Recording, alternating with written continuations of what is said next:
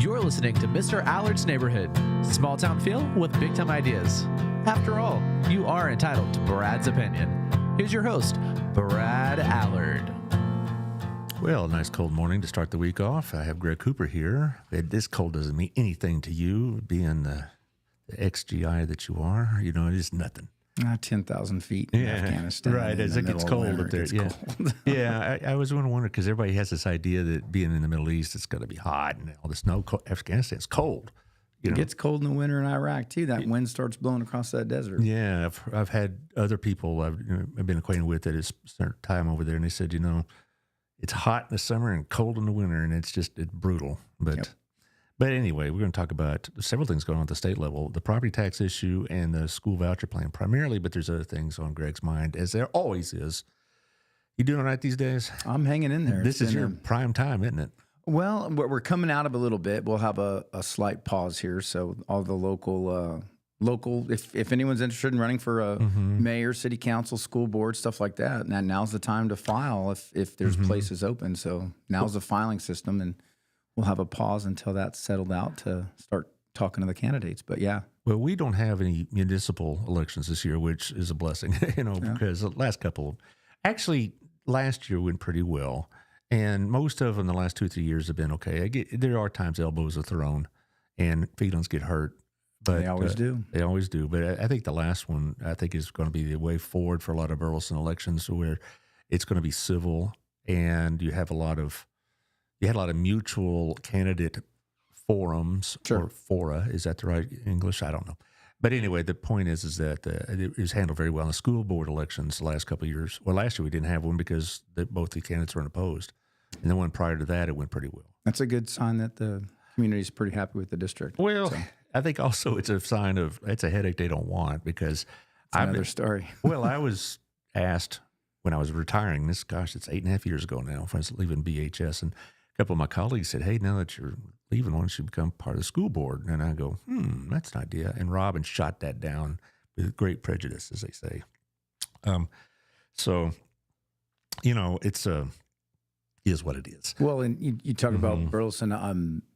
I'm very proud of Burleson ISD. During the Central Appraisal District Board of Directors votes, they had a lot of guests show up for public comment, and they were very, very open, very welcoming, very encouraging, and listened to all the citizens and made a great decision. And their superintendent and their school board, they really supported Johnson County residents coming in and speaking to them, and that was very appreciative of Burleson ISD, and they deserve a lot of credit. A lot of ISDs do for kind of how that went down. I've known a lot of those people for quite some time, and I know what kind of people they are. They're good people. All right, they do mean well, and they do mean to do the best they can by the students, the parents, the district, the teachers, all the above. And so sometimes, as in the last 20 years that they've made decisions I didn't care for, well, sure, but that's different than, I don't ever question the character. I wish they'd have chosen B instead of A,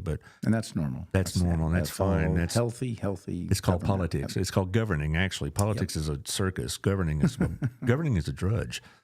Now, tonight they have a city council meeting, and I know the big deal this time is about the trash collection issue, and I don't really have a dog in that hunt since I'm out in the county, and I pay for my pickup, but we'll see what happens with all of that. Anyway, let's jump in with the sponsors, and then we'll get on to, I like to talk about the tax issues, because like I was telling you before the show, I've talked to several people about it, and there's a lot of misconceptions, and there's a lot of apprehensions about it, and so we'll get into all that. And there's a lot of bills out there. Yeah, everybody wants to get a piece of that action. Yes, they do. So, but anyway, thank you to Otto. I was there last Thursday morning. As always, our bi-weekly breakfast with we call it Dan's Dawn Patrol. Dan Gardner, who's a local citizen here, been around forever. It's mostly the men from our Sunday school, and we try to solve problems. We actually talk more about football than anything else, because, after a while I get tired of talking politics. And so we talk about football and how the college football scene is going to hell in a handbasket or whatever. But anyway, it's a great food, great place, great service, just like at Gina's. It's the same thing. It's what I like about it, you go in there and you can have a beer and watch the ball game and have a pizza and listen to the blues music in the background. It's a great feeling, a great atmosphere. You need to go there, guys, if you haven't been there yet. It's really, really good. Also, thank you to our friends over at Wild Cigar. I know they have plans for the playoff games and Super Bowl. I talked to them about 10 days ago, and I'll be seeing them again soon. I usually go by once a month for a little sponsor care, if you will. Let them know I still, support them and they still support me and that kind of thing. And it's a good place. They do a lot of civic stuff as well. They do a lot of donations and contributions to local events, and it's always a great thing. So go over there and watch the ball game, have a cigar, have a drink. You can think, you can talk. You're not going to be blasted out by the TV and all this other business. So it's a good place for that. Also, thank you to our friends over at Old Pro, 817-734-2756. I don't think the weather's going to get bad, but it's going to get cold. And it looks like moisture. We're safe from moisture. Yeah. That's the biggest thing. If we can stay away from that. Well, I have a couple of friends. It's not that they root for it, but they're prepared to deal with it. Them and Stop Restoration. But with Old Pro, he'll come. John will come out and check your roof out, and he's not going to give you a bunch of razzmatazz about, oh my Lord, your roof's about to fall in. No, he'll tell you if your roof is good, or if he has minor repairs that maybe you can just pick up on your own. Because dealing with insurance companies is a beating. Sure is. And he'll help with that. And he'll tell you there's some insurance companies that are better at it than others. Fortunately, I have one he highly recommends, Texas Farm Bureau. He said they're pretty good to work with, and I could vouch for that because back in June I had a water issue in my house, and they took care of it without a lot of hair pulling and carrying on. As somebody in this room will know, dealing with insurance can be difficult, right, Josh? We don't talk about it. Oh no.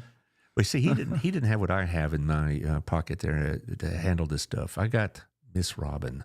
Robin, everybody knows her, thinks sweet, kind, Southern voice. She gets on that phone with insurance companies. They're in tears in 5 minutes. So there you go.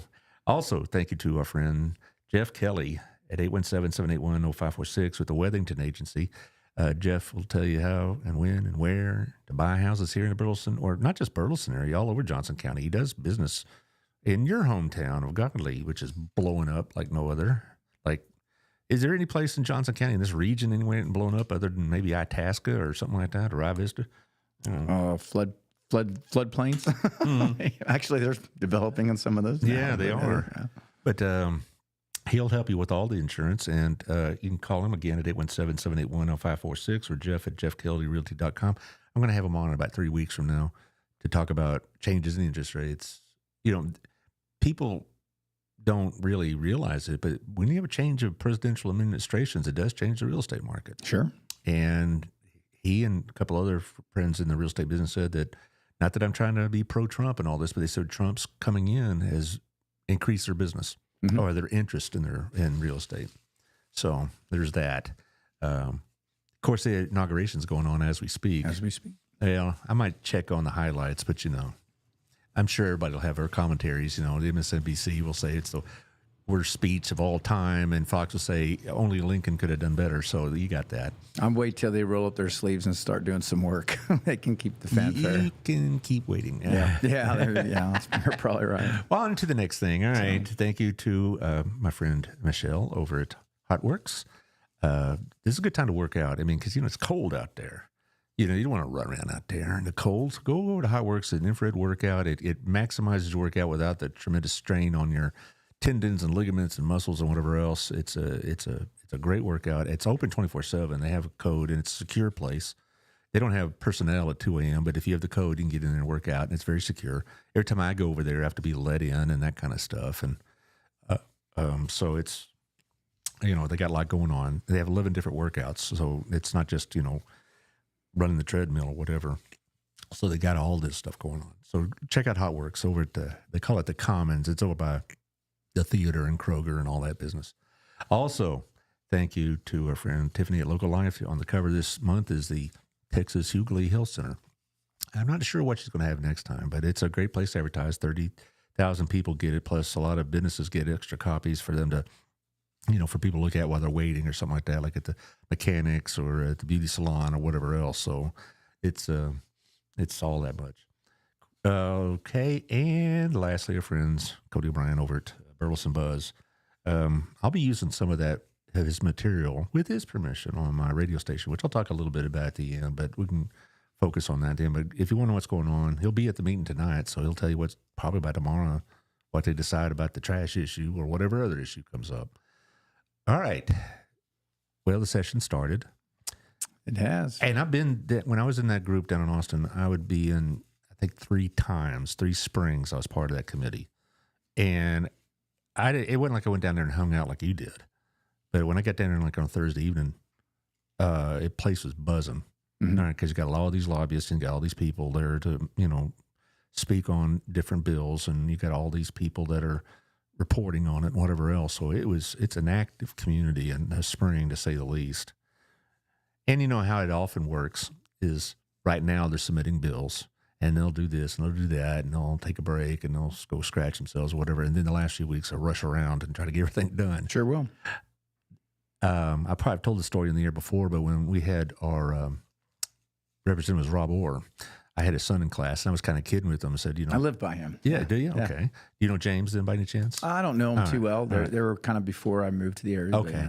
But he was in my class, and I'd say, if your old man needs some advice, just have him call me. And I was joking, really, but he called me actually about a month later about a bill that affected Hill College, and we got to talk about other school-related issues. And it was done on the floor of he was calling me on the cell phone from the floor of the house. Good. And I could hear in the background, at the time, the speaker was Strauss.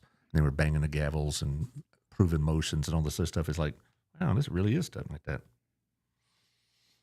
Anyway, I didn't need to pull this up. So let's talk about the property tax bill. Where does it stand right now? I know it's in government for, but where does it stand right now? What is the consensus thinking where it's going to head to? So let me give a quick background just so people kind of understand how this whole process works. So, so Texas, they go into legislative session for about 5 months every 2 years. So right now we just began last Tuesday the 89th legislative session, and so between now and June, if no special sessions called, all the new legislation will be decided on for the next 2 years.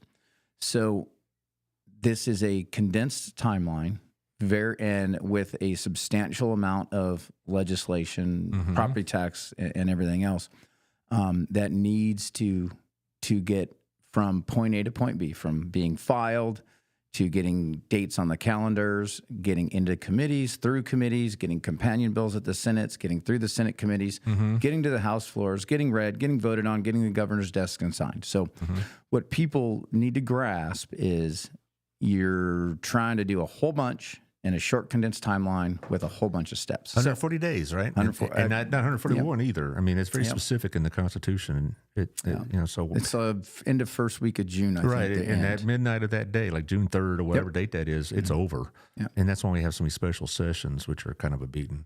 So special session is different. Everyone knows the school choice special session from between the 88th and now the 89th legislative session.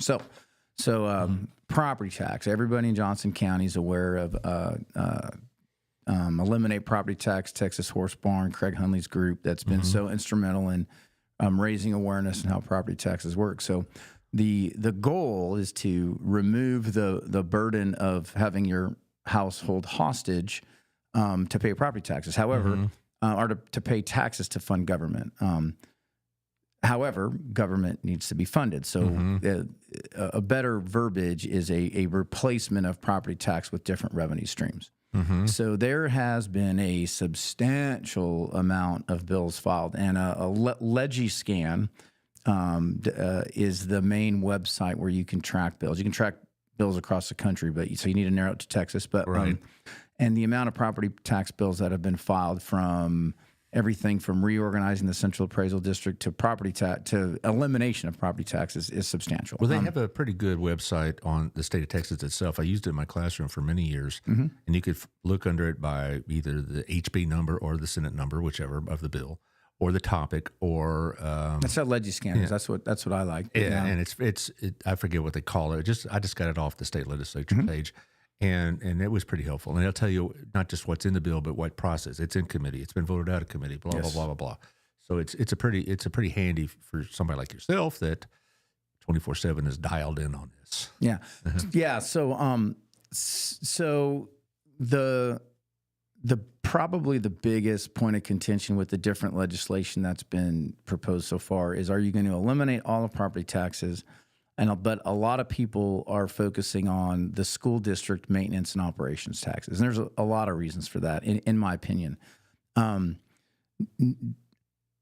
Maintenance and operations tax with school districts is pretty much the same as far as how that goes from what the school districts get across the state of Texas. Whereas beyond the maintenance and operations, when you start getting into the interest and sinking and the debt rates, those are individual agreements with the local communities that they've agreed on. And even in the maintenance and operations side, when you start talking your tier 2 enrichment, which is your, people know this is like when they see a VOT tree, like Alvarado just had a VOT tree fail. One more time. Alvarado just had a VOT tree fail. VOT tree. Yes, VOT tree, voter approved tax rate election. So okay. or some know it as a TRE election. That's what we called it here. Yeah, TRE, tax rate election. Yeah, I think it was like a tax referendum. So we had one in 2012. I think is the last one we've had. So I'm more familiar with that term than VOTRA. Yeah, they change. Like you have rollback tax rate, but voter approved tax. They change names a lot. So HB 960 is it was proposed by Steve Toth. It's HB 1485, and that's a companion one that Terry Leo Wilson has submitted. But HB 960 is probably the one that most people are talking about. That has been proposed numerous times. It's never gotten enough traction to get anywhere. And it's basically replacing the property taxes with a, you can call it a consumption tax, some people call it a sales tax, a consumption tax, a VAT tax. Right. There's a lot of different ways. It's a tax basically on what we're buying, though, in reality, and services and whatnot. So, whatever terminology they give it, basically they're replacing property tax with sales tax, which, I've mentioned this to some other people and they think it's kind of radical. In some cases, something is great, something is concerning, et cetera, but not all states have sales taxes. Nope. Not all do. Yeah. So this isn't like most states have income tax. We don't in Texas, which complicates this kind of issue. It does. Absolutely. And I voted against that amendment when it came up. If you don't want to have a sales tax, or rather, I'm sorry, an income tax, fine, vote against it. That's politics, but putting it in the Constitution gives it a permanence that may constrict us in the future. Well, permanence, but 2/3 vote to overturn. But but it makes it harder. It's much harder, and we'll get into some of the the posturing and jockeying regarding that here with some of these bills. But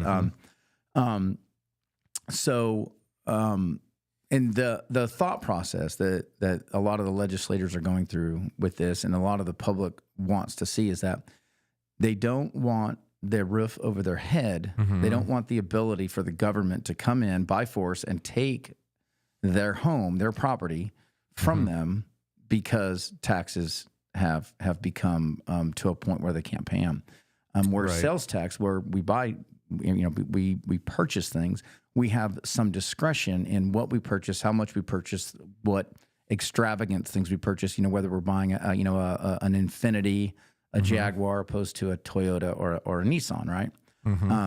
And then most of these bills have exceptions rolled out for medicine, food. I was going to ask you about that, because Oklahoma has sales tax on their groceries and their medicine. But so even if most of the bill that you're talking about, or some conglomeration of these bills, food and medicine still will probably be exempt. It should be, and here again, this is how a bill looks today. So no bill has begun being heard yet. Bills are filed, they go into committee, and they get added to, they get things removed. So how a bill starts is almost never how it ends. Of course, it's a mash. Absolutely. So it's hard to look at a bill now and say this is what it will be if it passes. But the basic premise is to remove the ability to forcibly take people's property and homes from them, but you have to replace that revenue stream with something else. That was the main concern. Every time I talked about it, it was, regardless if they liked the idea or not, it was always the first question. Well, what are you going to do to replace it? Yeah, and that's a big question. Senator Betancourt, he consistently is throwing out there that you need to go to 22%, which is I know almost everybody I've talked to says that's an absolute no-go if that's the case. Well, That's a lot. That's a lot. That's a lot. And so the question is, you have to look at yourself as, why is he throwing this number out there when everybody else is throwing different numbers out there? Betancourt would be trying to be one of these maneuvers where he puts out such a outrageous figure, if you will, that anything below that seems reasonable. Sure. Well, he's not for replacing property taxes, and I think people should go educate themselves on what his private industry is and what he makes off the current system. And I think that may lead them to determine why he is so aggressive in this. And then at the same time, a lot of the bills being proposed are talking about what seems like a much lower rate, like HB 960 is talking about a 6.72% rate, which seems very reasonable, but that's now people need to understand that that's going to be on top of the current rates. So you're looking around, I would say somewhere it's going to land, if anything like this ever gets enough traction to potentially pass, you're looking at around 15%. 15%. Now, here again, that's not on top of what we're already paying. That's total. Cumulative, yes. Cumulative. Okay. So, and we're already, some, depending on the municipalities, some are pushing close to 10 now. So, I thought there was a limit on what they could do for sales tax. Well, so I know there is on school. It depends on, well, school's not doing sales. Yeah, right. I know, but I'm just saying there's limitations on how the schools can raise revenue, but not on the cities. I thought there was some sort of cap or something. Correct, like that. But where you live, you may have so you may live in an area that school districts have not added the 17 cents enrichment tax that they can. You may live in an area where a city doesn't have any sales tax. So depending on where you live, this is all different. Right. So these types of legislation are so specific to where you happen to live, that it's not as simple as just looking at a city sales tax, because if your city that you live in, if you live in city limits and they have a 2% sales tax, right? And your school 2%? district, Who has 2%? there's talk about allowing local taxes. So 960 doesn't take effect until 2030. Oh, okay. What taxes are in place when it takes effect are grandfathered. Okay. And they can tax up to 2% local with this legislation, right? So I got confused just for a second because I was reading something and he said 2%. Like everybody be moving to that, wouldn't they? But no, you're talking about 2% on top of the on top of the state. This is the local tax. So taxes is layered. There's not one tax people pay. It's layered, right? For example, Grandview ISD, their school tax is under $1. Other school taxes are pushing $1.30. So where you live is going to significantly be impacted by this. Right.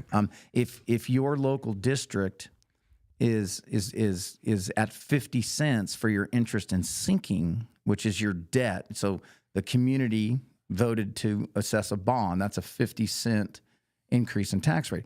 Other communities may have a 20-cent interest in sinking.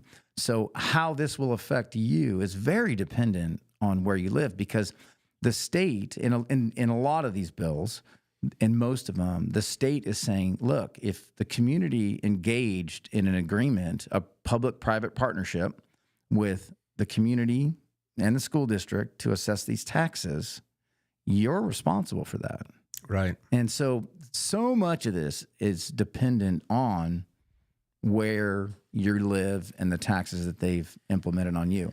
That being said, that's why there's so much horsepower with the maintenance and operation part of school district, which is roughly mid to high 60 census every year. And we're going to go way down a rabbit hole here, start talking about compression, which changes every year. And that's a whole nother issue. Talk to us like we're 10, because for a lot of us who don't dive into this, all we know about our school taxes is the final bill. Okay, so I'll break this down into three simple parts as I can. Okay. So, and I'm going to start with two. So, maintenance and operations is the tax rate that is assessed.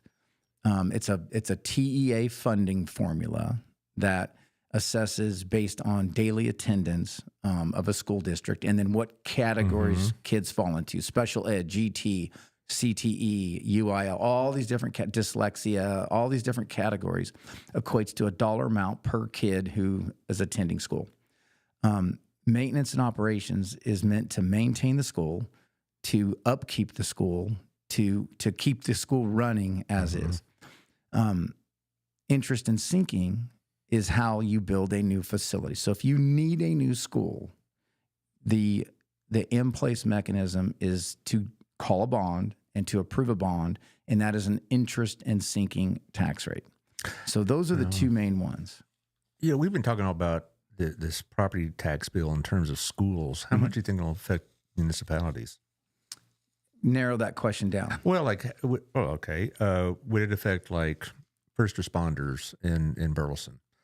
I mean, would the funding issues have any kind of impact on that? Because almost all the property tax issues I've been talking with, almost all of them deal with schools. Correct. And ISDs. Correct. And property, that's where the majority goes. Right. Like up to 3/4 in a lot of them. Yeah. Right. So that's why that's so important. It's the biggest chunk. And I get that, but if you're going to have a situation where the sales tax is going to be increased, it's got to affect the cities in some manner, wouldn't you think?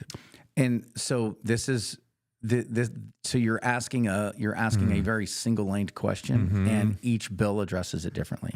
So, of course, most of the bills are placing the burden of managing this on the state comptroller's office. So you would be looking at an expansion of the state comptroller's office to manage this. Now, so the flip side is that nobody wants bigger government, right? Most people don't. So the flip side of this is it would take a lot of the burden off your central appraisal districts and appraisal review boards. So they would have less of a burden because they're not managing the appraisals and the assessed values at a local level. And it's not super defined in the bills and how they'll be funded, but we do this with school districts now through recapture. Right. So there's school districts, but that the local property values cannot support what TEA is saying that school needs to operate. Right. And so we recapture this. You can talk to some school board members if you want to get them red in the face. Talk about state mandates. The unfunded state mandate and unfunded state mandates. That's another problem for school districts. Right. Absolutely.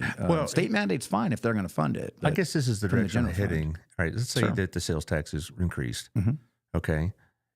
And you talked about discretion about what. Let's say that I got a refrigerator I want to replace, and I'd like to buy a new one over I don't know, wherever it sells them here in Burleson. I know Best Buy does, but or Home Depot, Lowe's, you name it. But I got one that's running. I'll just let it run for another year. And therefore, I didn't buy that new refrigerator. Therefore, the city did not get any sales tax revenue that they may have gotten otherwise had the sales tax been half of what it was. Sure. Isn't that a concern to the lawmakers about that potential of declining purchases because of the increased sales tax? Same thing with you go to any service here in Burleson, go to any restaurant or the dry cleaners or the mechanics or whatever else. Sure.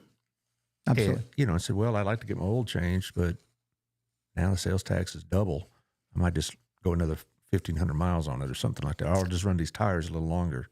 So it's pretty fair to say that when you put more money in people's pockets, they spend more money. So if you're eliminating property taxes, right, which creates basically multiple times a year a massive sense of uncertainty when you get your appraisal notice, how you go through the appeals process, how you actually have to pay this bill, the accrual of penalties and interest if you can't pay on time. All of these factors and all of this uncertainty, and when you're putting more money in people's pockets, that in theory and is pretty much universally considered a positive effect of it is when you put more money in people's pockets and you increase the confidence that they spend more. For example, earlier in the show, you brought up Trump inauguration, and the real estate market is already seeing a benefit. This is just a confidence level, consumer confidence level that's increased, where industry is beginning to see a positive benefit.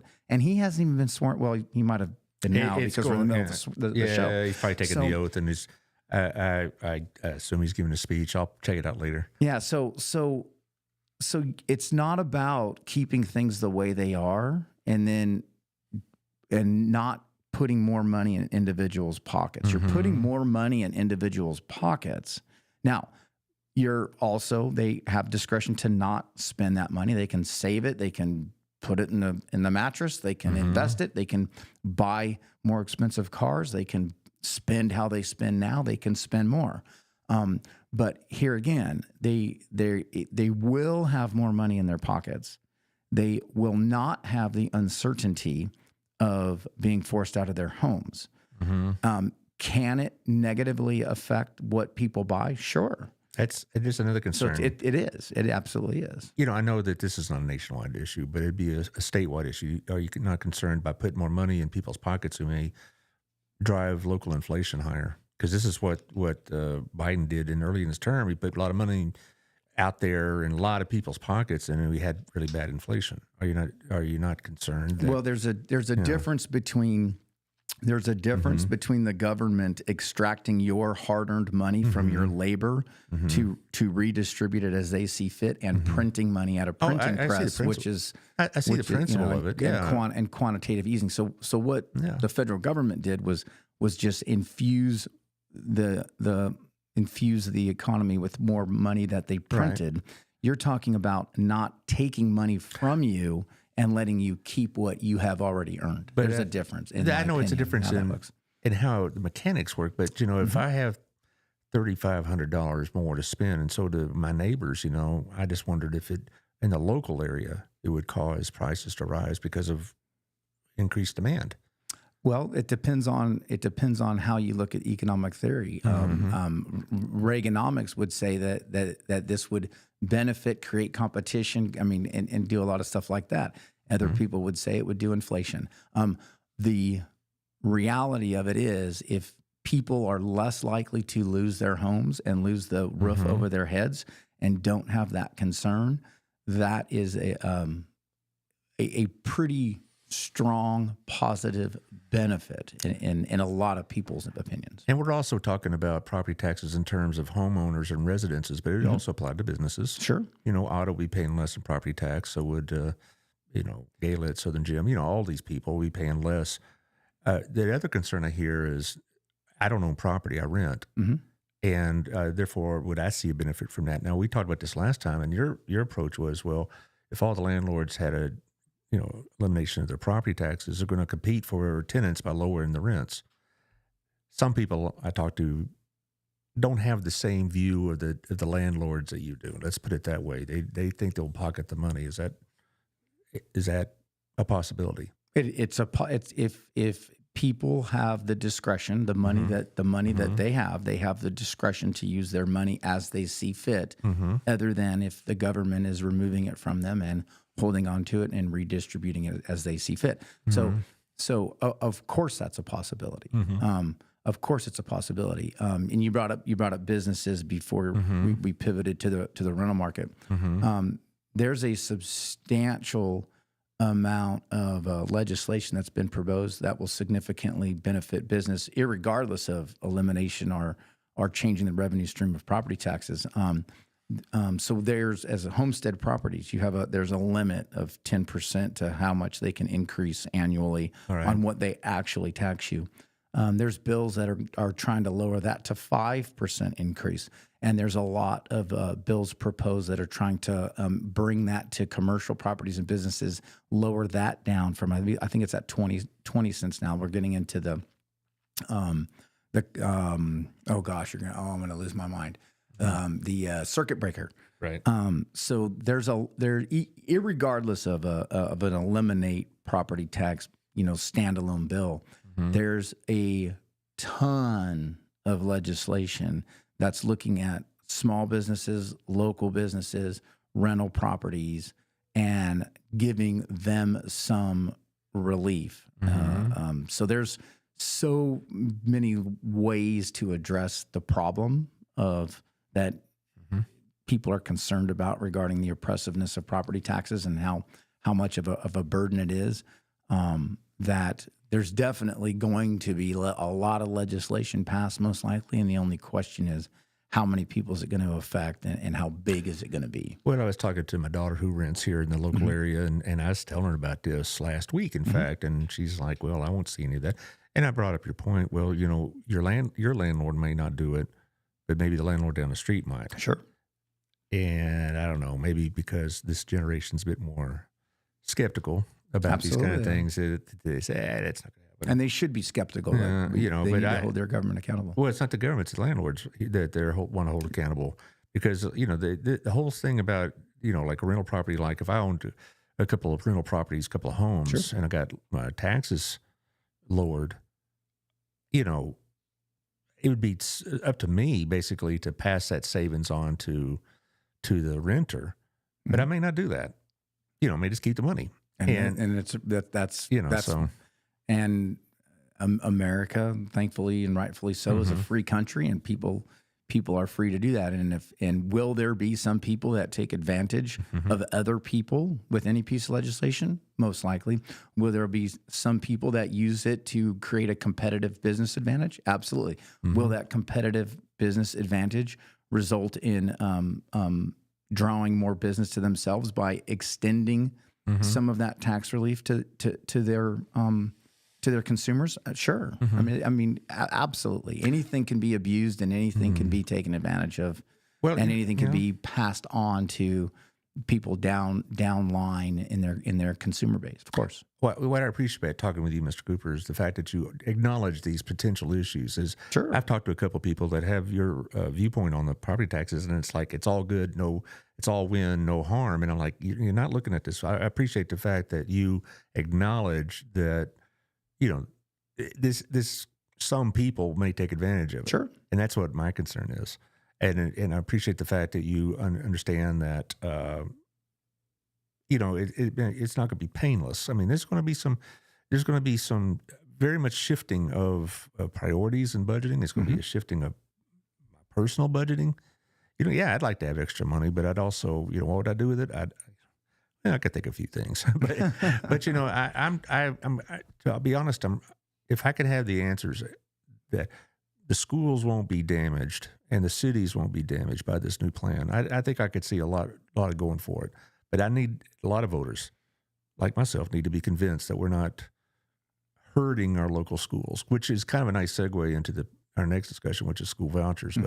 But if we could do this and maintain the fiscal solvency of our districts and our communities, I could see a real advantage to it. So what determines now how much, take the debt out of it that people vote on and all that, but the basic funding of schools, what determines that now? It's TEA. So an individual named Omar Garcia, he used to work for Region 13, now works for BOK Financial. They underwrite most of the bonds. He developed a very complicated formula that determines how much a school will get. And then this is reanalyzed during the year as real numbers come in. The property tax burden that individual property owners pay is based on a compression rate. That compression that compression was designed to give property tax relief. So the original M&O would go up to $1. The tier 1 could go up to $1. Compression compresses down. Now, roughly the last few years, it's been in the 60-cent range.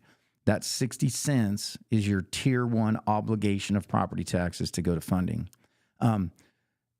TEA is determining what school's getting, a large majority of this with the basic allotment and all the other add-ons they get. Now, if if that stays in place, if the system stays in place now, and they remove the property tax burden of either all or pieces of that, whether it be tier one with enrichment, tier one and tier two with enrichment, or tier one, tier two in INS. If the funding mechanism and how the formula sets place, and they divert it to the general fund, there will be nothing changing for schools. Okay. Nothing. Well, I trust if that makes sense. Well, I trust your topic. If they change the formula now, but you're getting into a different.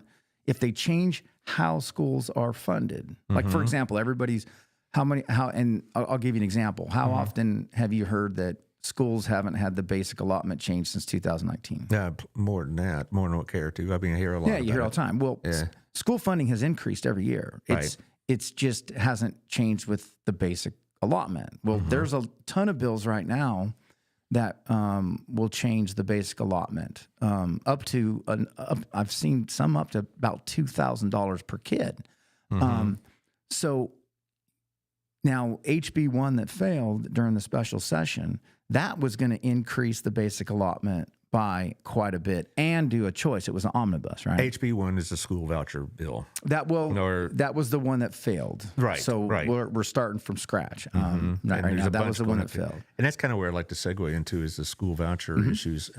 Again, I've heard both arguments, and I've been in both environments, and my career was much more extensive at public schools, of course, but I did spend 3 years at a private school after I retired and whatnot. My concern about the bills is it's subsidizing people that already go to private schools, and it's not going to really impact whom some of this is targeted towards, which is, kids and parents that are in substandard schools. I mean, what is it? Well, maybe you should help me define the rationale behind school vouchers. Is it an educational issue or a cultural issue? Are they afraid, they're not getting quality education? Or is it more like, I don't care for the wokeness, if you will, of some of the public schools, or the critical race theories, or the, or the inappropriate discussions about gender at kindergarten and that kind of thing that we read about and hear about? Or is it a combination of both? I think so let's start with who is the primary decider of how a child should be educated? I would say the parents. Okay, I think let's start with common ground. So if the primary provider of education is the parents, and the state constitution mandates that the state of Texas educates kids, right now the state of Texas offers one avenue to do that: the public school system. Now, Texas right now has phenomenal school choice. Parents can choose to send their kids to a plethora of private schools, homeschool co-ops, Christian schools. They can keep them at home. They can do it. They can get online curriculum. There's a million ways. So Texans right now have very, very, very good school choice. What they don't let you do is they don't let you use what the state is allocating to educate kids as the parent sees fit. They don't do that. So the question comes down to whether you want to call it education savings accounts, empowerment scholarships. That's a new one you're going to start hearing about. Right. And choice or vouchers. That tomato, whatever you want to call it. It really doesn't matter. It all comes down to are individual parents open to having some discretion in what the state allocates per child to be used as the parent sees fit? And then if so, what conditions, if any, or restrictions are you going to put on this? So most of the legislation that is out there right now that's floating out there, we got to remember everything's being filed. None of these are in committees yet. None of these are really being discussed yet because we just started the legislative session. Most of them right now are, depending on if it goes to a private school, it's not changing how the tuition is paid, if that makes sense. So if the way that you're framing you're premising your, I don't want to say argument because I don't think we're having an argument. No, but, it's a discussion. but no, that's an argument. I'd lose you're that saying argument. it, but you're saying it would benefit people that have already removed themselves from public schools. Well, then you have to follow that up with that's saying that everybody that is currently have their children enrolled in public schools is very, very happy and very content. And if that's true, then true. nobody will disenroll. No, it's not. We know that's not true. Absolutely. I mean, but I guess when I hear particularly about the cultural accusations about public school in Texas, I guess my frame of reference is still BHS. And it's nobody's idea of a woke liberal campus. Okay. Well, so there was a video. Even. So what about Weatherford? How do you think about Weatherford? I would imagine it's conservative, but you're about to tell me different. Well, there was a video just released of people going to a state thing where the band was doing it, and up on the thing they had a transgender flag blasting in the middle of the hallway of the campus. Well, right or wrong, that's concerns that parents have, and this just was released from Weatherford ISD. Well, see, that's very argument I make about that. There, people like yourself will give me examples. Wait a minute, you should see what my kid was doing during COVID in particular. I think that's what drove a lot of this discussion about school choice. Is when the parents actually got, in some cases, in some districts, saw some of the type of assignments their kids are doing. That's what really raised the red flags, and also when they saw that this really also on a different issue, is this really the standard of my kids being held to? Holy cow. Absolutely. I get that. I guess in my experience, I just have seen quality work being done at BHS and other schools within the BISD system. And so when they have these accusations or these comments about school culture, curriculum, whatever else, it's like that's not really what I experienced. Most of the people I know that do homeschooling isn't so much that they dislike the public schools so much, even though there's some of that.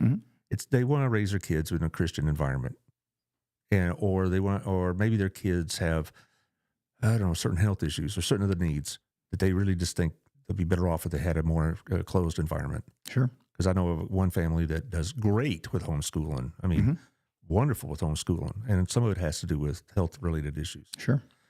But I guess, though, I need to broaden my view a little bit because not everybody goes to BHS or Centennial or whatever. And that's so absolutely. So for every BHS, there's a significantly underperforming school. Well, if that makes sense. Oh yeah, I mean we see the data, and absolutely, I see the results. I mean, I get students at DBU, and I don't know, I may have told you this, but I've retired from Hill after 22 years. And congratulations. Thank you. And I always say this, it's nothing to do with Hill. It's time. It's not like they treated me poorly or I'm really sick of them. Nothing like that at all. It just was time.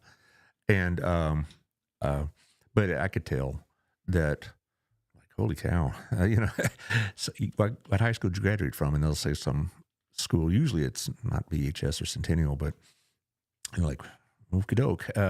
But anyway, I guess I just have concerns that basically that this process we're talking about really isn't going to help the targeted people. Let's say it's $10,000 is what they settle on down in Austin. That's what probably that's there's an HB 984 is probably the cleanest all-encompassing bill right now, and they're allocating up to $10,000. That's what I read too. For empowerment scholarship program. They're calling it an empowerment scholarship like program. Arizona has. That's they call them that. Yep. And my concern is that $10,000 basically would benefit the kids I had at Southwest Christian, who a lot of them lived in Mira Vista or in some of the wealthier parts of Fort Worth. My second concern is that anytime the government is, or anytime any process is subsidized, then it frees up the I don't know, whatever product that's being offered. It raises the price. It's like use the analogy. So most of these, all right. So most of these have in place that. So for example, if I have a private school, and half of my student body is not taking advantage of I'll just use this one for an example, this empowerment scholarship program, and half of them are, the tuition has to be the same. So there's kind of But it's same for each student, but it didn't mean it'll be the same year to year. I mean, they could, if they say, okay, they have $10,000, we could raise the rates $5,000 because we know they have $10,000 in their pocket. This is kind of what I was. But that's make. Yeah. But so if they take one, Yeah. if they take, they would have to do that across the board, Right. and then that would mean their entire school was being funded through these programs. And so let's go back to this $10,000. Let's not get too hung up on this $10,000. Well, no, it's all negotiable. Yeah. Well, and the reason I say that is, so you have to be able to show the receipts. You have to be able, like, so my kids, I educate my kids at a homeschool co-op for under $10,000 for both of my children. So I wouldn't get $10,000 and have the discretion to use that across the board. I would have to show that it's going towards these things, and they're subjected to audits and stuff like that. There's protections in place. It's not like here's a check for $10,000. Just go run amok with it. Well, I think so. Yeah, if that makes sense. Well, sure. And if I was given $10,000 and I had kept some for buy a new washing machine, I'm sure I'd be in violation of law and all that. I don't know how well it'd be enforced, but I know that they're not just going to hand them money. Here's some money. Go, be well and prosper. Yes. It is going to go directly to education purposes, or else you won't get it. But I guess I'm just concerned also because when Biden subsidized electric vehicles, who got most of that money? It wasn't the buyer. It was Absolutely. General Motors, right? And that's kind of what I'm thinking might happen here. Now, if you tell me, I don't know any parent is not going to take advantage of that ESA that you're talking about, that $10,000 that we're talking about. Everybody at Southwest Christian, regardless of their income status, is going to take advantage of it. I don't know any student that's not going to use that money. So you're talking about you can't be enrolled in a public school and do this. So if a parent chooses to go down this road, they're making a decision: is the public school where I get no money to educate my children the best place for my child, or can this additional option offer me a better opportunity for me as the parent, for me as the caregiver to these children, a better opportunity to prepare my child for the future? Now, here again, can you have irresponsible parents to take advantage of it, just like everything else in life? Yes. Irresponsible schools as well. You'll get some, private school starting them in the back of a garage or something like that. And, like some occasionally happens with charters. But also the problem, I guess. And you have plenty of schools that are building massive stadiums and not putting it into academics. I mean, abuse is all the way around. Quit rebutting me, man. Doggone you. And you're absolutely right. Is it any of these are ripe for abuse? Any of these are ripe for abuse.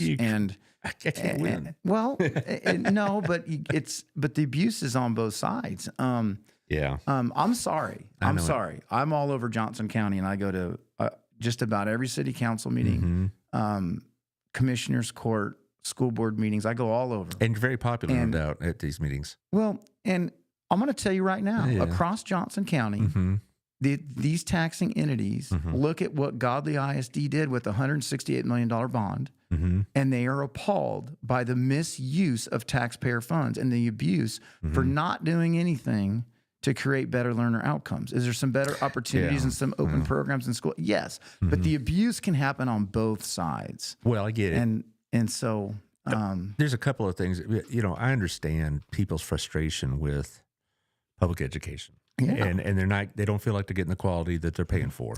And for the record, I have yet to see anything remotely close to a school choice voucher, ESA, empowerment scholarship program that I would support. I am for fixing the public school system. There is no bill right now that I am even remotely close to supporting. So let's start with that premise. Right. I am not in any way there's nothing out there that I'm supporting right now. So there's not a particular bill, but have a lot of very strict criteria for me to support it. There's also, I read some concerns about if the state's going to create this kind of voucher program, they're also going to require on these private schools STAR testing or other types of competency testing. And so let me ask you a question. How many public educators do you know that are fans of the STAR test? I don't ever met one. We all hate it, and I'm just saying. And the last thing they should do is push STAR testing in any type of an ESA voucher program. Exactly right. Use it to revamp or get rid of the STAR. Well, I can't tell you how much teachers hate that STAR test because Most it takes parents do too. Well, the money and the time and. We spend a month at least out of the whole year dealing with STAR testing 100%. and mentoring and tutoring, and it's wrong. It's wrong and it's bad. But I just don't want that. If this voucher does come through of some sort, some fashion, I don't want them to make that a part of the criterion is that they're going to impose competency testing because that would be a hill I'd die on. I would never support one. And there's would not do it. and as far as this church state thing, I think that's kind of a. As far as the what? The church state issues. Say, State? Well, like we're going to give public money to private schools that are church-related, Christian-related schools. I think that's kind of a red herring because... In what respect? Well, in the sense that, they say you're taking public money and you're supporting Southwest Christian. No, you're supporting the parents who go to Southwest Christian. Or if they want to go to a secular private school, they could do that. Now, so I think that people start raising the church-state First Amendment issues with this money. I think they're using that in a way to try to scare people off vouchers. My questions about vouchers really doesn't lay with that. It lays with, is this going to be an effective way of educating kids? Is it going to harm the public school systems? Is it going to make the public school systems better by maybe in some cases having them pick up their game? Should. All these questions, that's where I lie, is the competency and the educational quality issues. The church-state issues, I think, is just a way of scaring people off of it. Yeah. Well, and drawing some people to support it. Well, it's true, but it's they just to almost all of the people that bring that up are opposed to vouchers. So HB 1605, which is a digital curriculum bill called Amplify. Now it's called Blue Bonnet. To get that across the finish line, they put that they are going to insert the Bible into it, and the Bible is now being taught as a historical document in some ways in public schools to get a piece of TEA approved curriculum across the finish line. So the Bible is weaponized on both sides, and it's wrong. The Bible should be not weaponized and not used as a lever for any type of legislation, in my opinion. Right. I know that, I don't know if they still do, but I know for a long time BHS had a Bible as literature class. And it was an English elective, and it's all good. And of course, when I taught history, you can't avoid talking about the Bible. It's a historical document. Yeah, right. I mean, whatever. But this is, again, I'm going to have you back again soon because we didn't even cover the other issues because... Can I talk about Helen Kerwin's two bills real quick? You bet, please. So Helen Kerwin, our new elected District 58 rep, she's filed her first two bills. The first bill is PFAS, which is biosolid waste that's contaminating land. She filed that bill. Dana Ames in Troy Fuller's constable's office did a couple of years of research showing how it is. And this requires testing with criminal penalty for non-compliance. And then her second bill that was just filed, it gives the people will elect a majority of the Central Appraisal District instead of the taxing entities. So the taxing entities will have a smaller piece of who they elect, and being out and talking to the taxing entities and how they elect the Central Appraisal District Board of Directors, none of them wanted that responsibility to do that. It used to be 100%. It switched to a minority going to the voters. Helen Kerwin's second bill now gives majority to, and that's 1952, the Central Appraisal District Board of Directors being voted on by the people, and 1674 is the biosolid protectorate bill for Johnson County residents and rural counties. Well, it's interesting that both Ms. Curran and her predecessor, Mr. Burns, are both in favor of eliminating the property tax. When Mr. Burns was on the show, we talked about it. They both are, yes. Yeah, so as far as this district, I think we're pretty solidly behind that camp. And, if you have concerns or whatever, that's what, the phone's for, I guess, or email. What I guess, but people really need to have realistic expectations. There are so many, so much of local government that was a decision that a local government and the local tax base made with that community that you can't ask the state to pick up the slack. Godly ISD cannot ask the rest of the state to pick up the slack for their overspending on their bond. Yeah. It's not fair to Grandview to do that to Exactly them. right. It's not. That's true. So That's true. When you're start talking about the tier 2 enrichment that local school boards voted to increase their taxes, and the Vautries, which was the people on the INS tax rate, that's going to be the most complicated piece across the board, and how the state's general fund is going to pay for decisions that locals made on them. Well, we're out of time, and I could talk about this for another half hour easily, but Josh has important things to do, doggone it. Do you not? Yeah, okay, fine. Yeah, it's sure, fine. yeah. He reminds me. You ever watch that movie Major League? I brought to mind because Bob Uecker just died, right? Yeah, You've seen the movie, right? Yep. And his color guy was like, "You have any comments there, Bonnie?" No. As he wait, and then later Drinking the on, whiskey. oh. Yeah. So that's Josh. You're not here. back there. You ever seen that movie, Josh? No, I have Yeah. not. Oh my Lord! It's You need before to my see it. time. I'm sorry. He's too young by that. When I was 1989, it came out. And I remember wife and I had just been married. And we went to the movies together, and we saw that movie. She goes, "Did they cuss this much in real life?" I said, "Oh, they cleaned it up for you, dear. I mean, it's baseball." I got a 12 and I got a 12. I got a 12 and a 10-year-old, and we watched old movies thinking they're more wholesome, and we were shocked at wait a minute, we might want to Yeah. not make an assumption. Well, let's talk about a couple of things coming up. If you put the Amanda Mann Clark project on there, it's going to be on Thursday's show. The time is still kind of up in the air a little bit. It's technically at 11, but Taylor and I are talking about. I'm going to see if you can.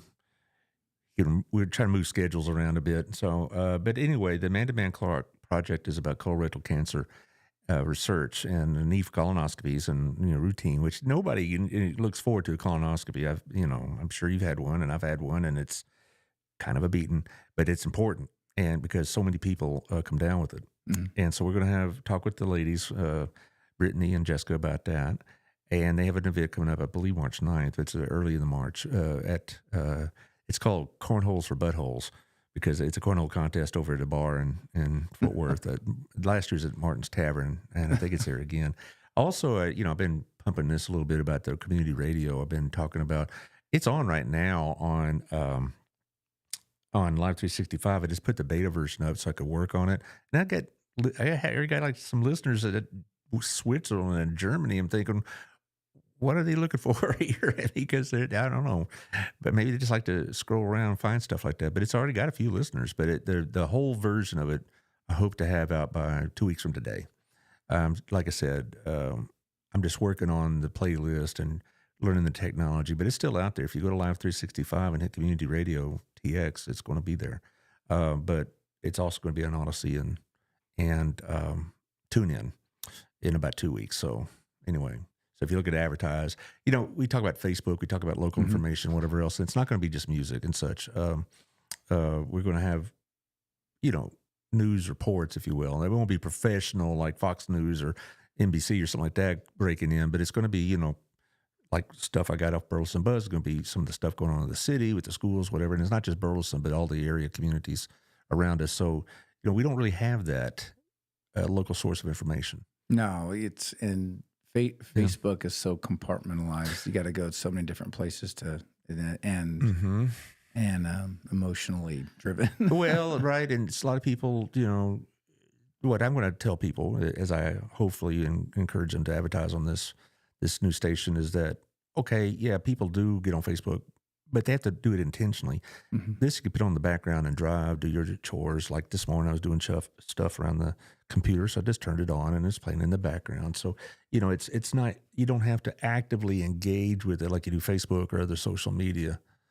And so that's kind of my selling point. I hope it works. If it doesn't, well, I tried.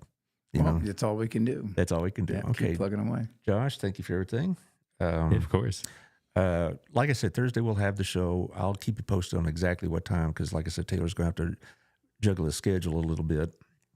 And let's see what else is going on. Let's see what I got going on next week. I know that Victoria's coming on next week, and I'll talk to her about some of these things that we're talking about. Particularly the big issue tonight at the meeting is probably going to be the trash pickup. Also, I want to segue real quick. Larry Scott, we hope you're doing well. He's had a stem cell transplant for some of his issues he's had, health issues. And according to Sherry, it's gone very well. I don't know if he'll be there tonight, but apparently he's on the road to recovery. So that's good news for all of us. But go tonight, find out what's going on next week. Adam Russell, he went to Austin for yeah, he did? Kerwin swearing in. Yeah, he represented Burleson down there. I got to interview him. I did 15 interviews down there. But yeah, so Adam Russell went down there. It was pretty. You have to tell me they have technology. How do you do your interviews? My mobile. Yeah, well, we'll talk about that off the air. Anyway, I do have next Monday, a week from today, Elizabeth Becker from House Hope here, about a block from here, is going to talk about what they got going on this coming year. And then Tuesday, I have Victoria. And we could say whatever resolution came of the trash issue, which this is the controversies that we should be focused on as a city. You know, if your biggest thing is your trash collection, you're doing okay. Yeah. That's your biggest All right. thing. Well, thanks for tuning in, guys. And we will see y'all in 2 or 3 days. Thanks for having me. You bet.